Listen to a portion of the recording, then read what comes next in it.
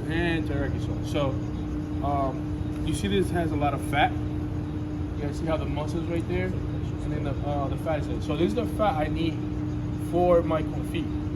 So what we'll do is this. I will clean this out, take all the legs out, and then on Thursday, I will put probably a stick of butter in there in the bottom, melt it slowly, and then put all my legs in there, like nicely. I'll put it. You guys see. I'll show you guys.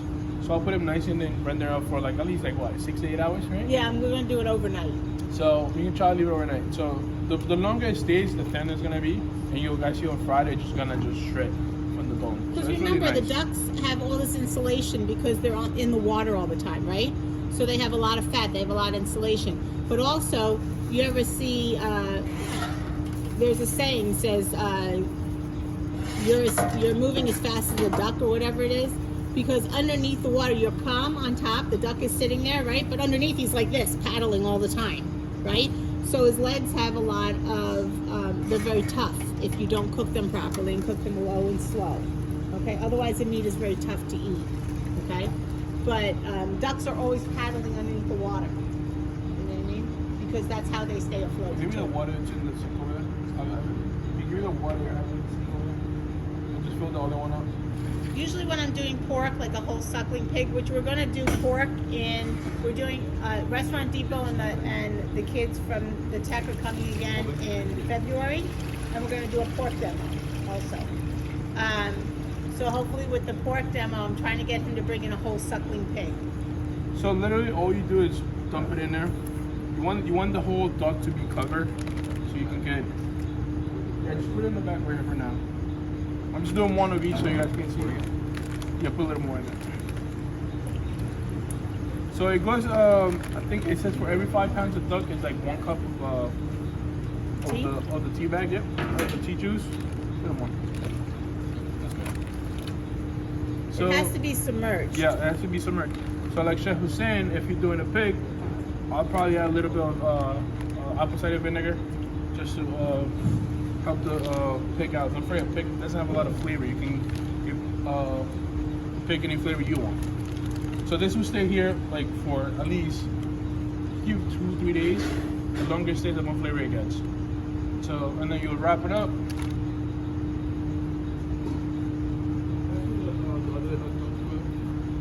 The breast in the middle. Top. Nope, the breasts or legs? The breast. The breast, that one, right? No. Right there, those are breasts. Same thing with the breast. The breast is gonna be a little different, guys. See, I start with my. Same thing, but a little different. You start with the yep. Barbecue seasoning. Hold on. So that's the farm that it comes from. You see where it says Jurgowitz? So there's only one farm left on Long Island, and then this one is in New Jersey. There are other duck farms in other states. There's one upstate New York, but the only one left on Long Island is Crescent Duck. This is Jurgowitz Farm. So again, they're very specific. Do you want me to put more hot water in there, Chef? You want me to get more? I'll just do one for so they can see. Okay.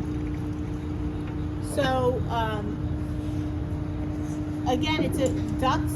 You're raising them from hatch to slaughter, and they usually take about 60 days to go from fertilized egg to slaughter. So the breast, it's much easier. It already comes clean most of the time. And usually, so this is called a lobe. There's 2 breasts attached together. Do you see that? Turn it around, Chef. So it's called the lobe.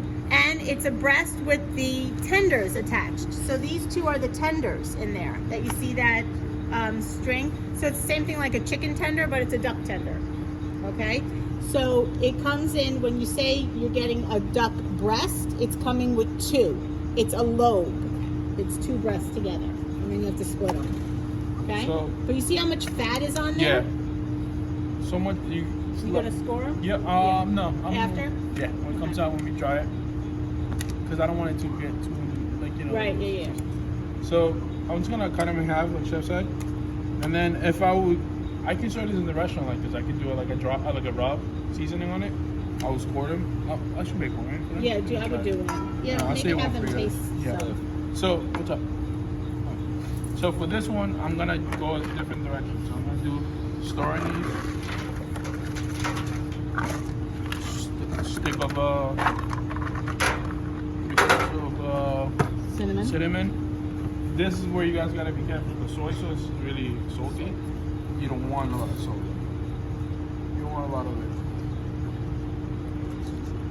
And then to give it a little sweetness, teriyaki. This you guys can go a little heavy on. Use a nice sweet flavor Do you want to to it. make some rice real quick in the pot?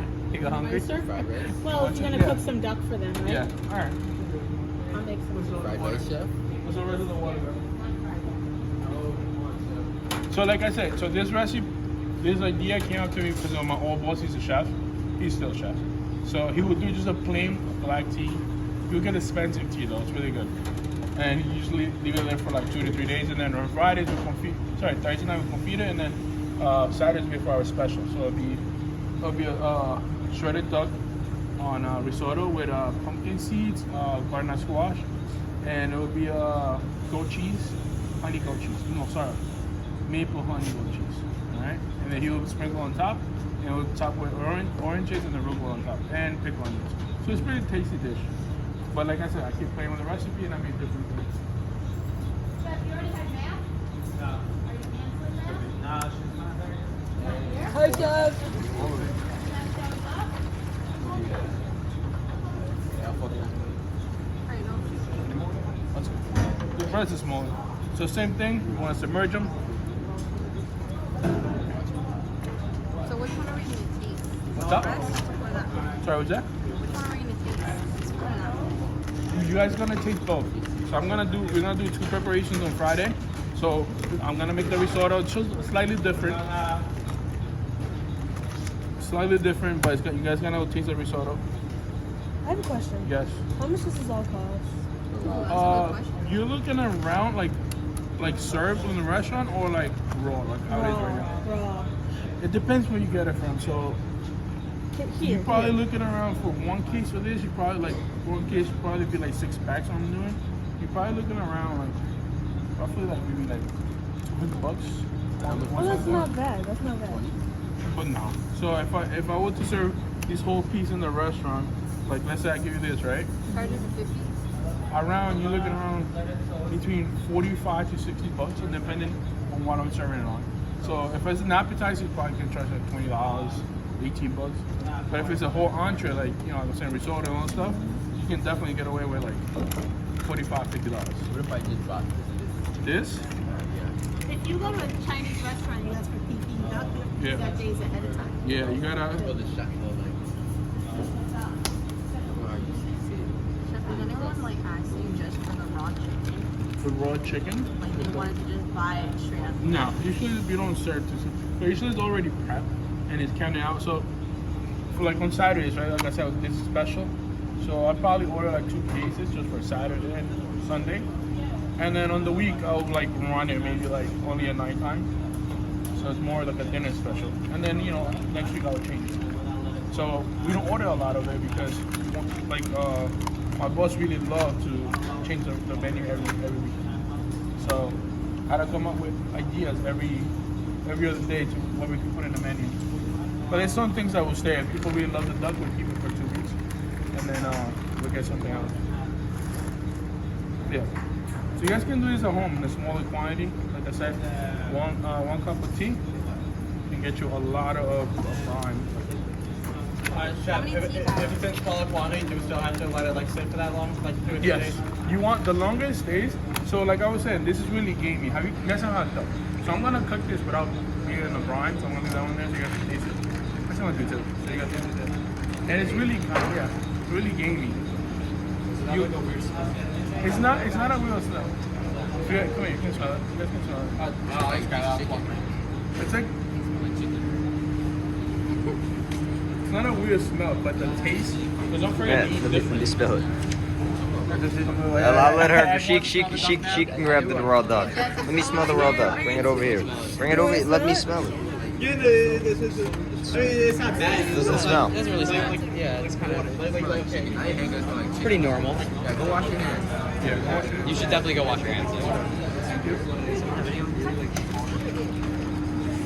So this is gonna stay until Wednesday. So like Chef said, I'm gonna take it out Wednesday so it can air dry. If you air it dry, you're gonna have a crispier skin when it comes to cooking time. Another one in there. How's it, right? One case. All right. That video. Okay.